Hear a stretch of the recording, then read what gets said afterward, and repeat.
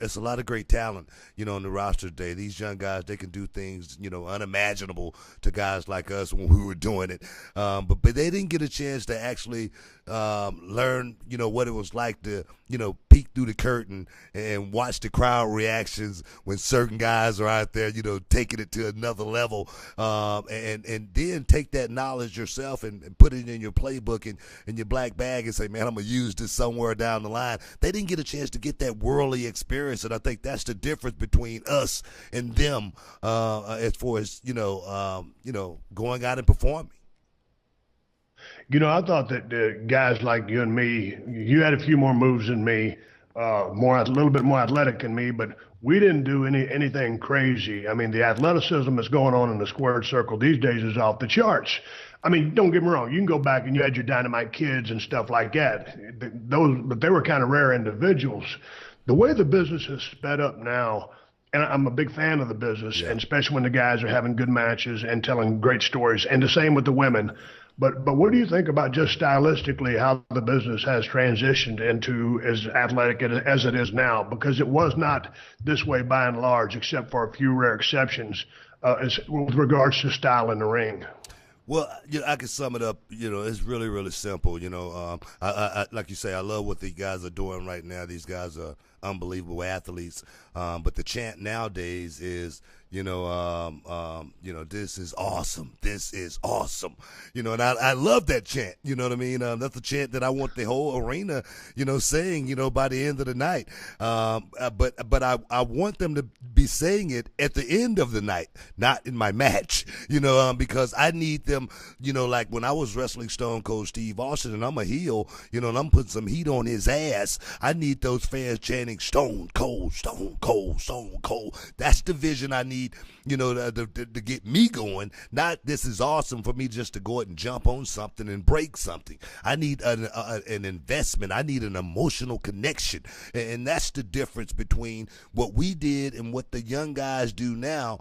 Some of them do it as of late. I can honestly say, Seth Rollins, man. I mean, this guy, he has been doing some his storytelling, man. I mean, it's like writing a great romance novel. That's how good Seth Rollins has gotten as of the last, 6 months to a year. And I hope all of those guys, can fall into that same mode because he's thinking about his body now because he's getting a little bit older. And I think that's one of the things. These guys are young and they don't realize it until they get a little bit older.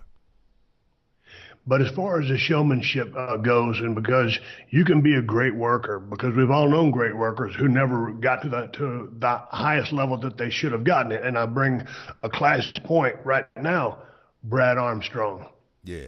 Brad Armstrong was one of the best workers, if not the best worker in the locker room, and he was universally respected. He could work American style, Japanese style, lucha style. It didn't matter. Brad could work his ass off. And as good as he was, he never got to that next level. And if he could turn it on, like, when that red light on that camera was on, like he couldn't in the locker room, man, he'd have been the biggest star in the territory.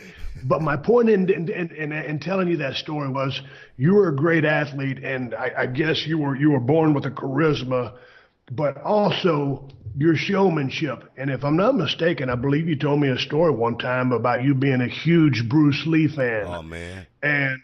And like Bruce Lee was instrumental because, dude, some of the stuff which you would do, the after effect was exactly what, like a Bruce Lee. If you just think, okay, he goes over and chops a bunch of stuff up, and that he's just going through the motions, and it's cool. You can respect the ability, but dude, when he stomped a motherfucker, and all of a sudden he's doing that face, and he's making all those sounds.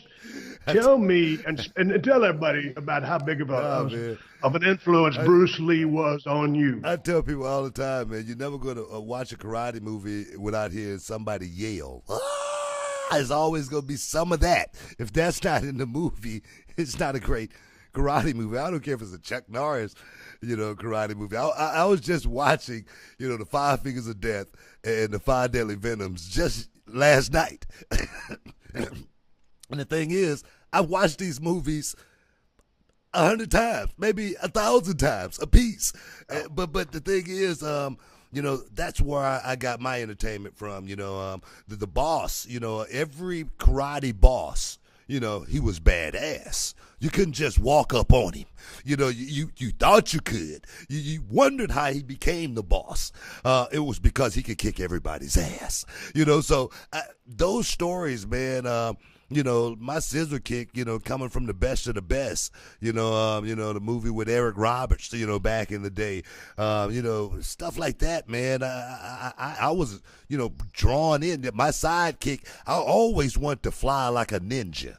Ninjas could fly, you know what I mean? And that sidekick, I would tell my brother, hold him up as high as you can, you know what I mean? And I'm going to go up there and get him, you know what I mean? And I would do it, effortless, sometime. And that's what wrestling is, man. It's the embodiment of going out and making the fans feel like, man, when you put that suit on, you are truly like Superman, man. When you went out there and stomped a mud hole in a man and walked it dry, you actually believed it and some of those boots were pretty stiff.